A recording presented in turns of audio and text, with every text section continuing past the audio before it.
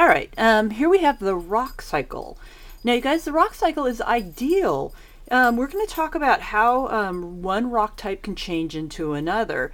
And I'm going to start with igneous rock changing into sedimentary rock changing into metamorphic rock, and metamorphic rock changing back into igneous rock. Now, what you need to realize is that it does not have to go from A to B to C.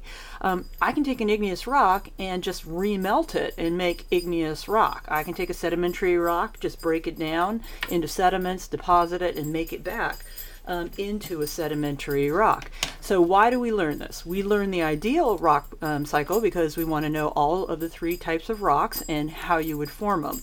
Now, some of these are a little easier. My point here would be always look at where the arrow is pointing. You don't care where it's come from, because that could be, if I'm going to go on this arrow here, that could be metamorphic, sedimentary, or igneous rock. It doesn't matter what type of rock it is, but in order to make an igneous rock, you must melt a pre-existing rock. Okay, so literally that's all that needs to be on there. Now, see this arrow pointing at metamorphic rock. I can metamorphose a sedimentary rock, I can metamorphose an igneous rock, I can even further metamorphose a metamorphic rock. But what I want is, if I see an arrow pointing towards metamorphic rock, I need that the agents are heat and pressure typically, and then metamorphism, change.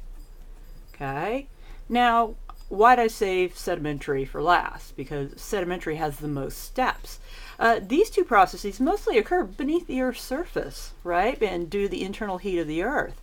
But sedimentary rocks, it kind of takes several steps to make a sedimentary rock. Now, whatever type of rock you have, be it sedimentary, metamorphic, or igneous, you've got to uplift that pre-existing rock. Notice the arrow's pointing towards sedimentary. Then we need to weather, okay? And the rock must be exposed to the Earth's surface in order for the atmosphere and hydrosphere to start working on it. Okay, I'm putting smaller ones. The ones that aren't as important, erode. So weather's really important, and it's not like weather, like what's the weather today? It's the physical and chemical breakdown of rock. Then we're going to take that physically and chemically broke down rock sediment, basically, and erode it. Okay, then it's going to be transported, and transportation is pretty darn important. And a major mode of transportation of sediments would be like the river, the American River, transports a lot of sediments. Okay, eventually that sediment that's going to be transported is going to be deposited, and it will be deposited wherever the energy level drops. Okay, then we're going to bury, we're going to compact. All right. All of this right here, all of this is the step to make sediments. But I am not a rock, okay, until I do that last step, lithify. Okay, lithification is the act of turning into a rock. So taking sediments and turning them into a sedimentary rock. All right, so we have the arrows here going clockwise or counterclockwise. Guess what I'm going to do? I'm just going to show you what it would be like if the arrows were instead going clockwise. Okay, so remember, for your in-class assignment, you'll have something that's similar to this. I can put them in any order. I can put the arrows clockwise, counterclockwise.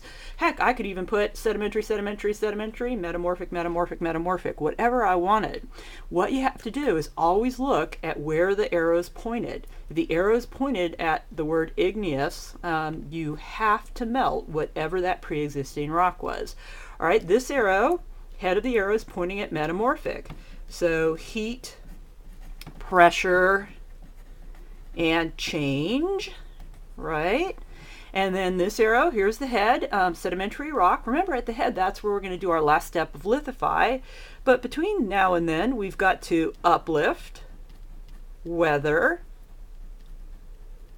erode, transport. Yeah, there are a lot of steps. We will go over these.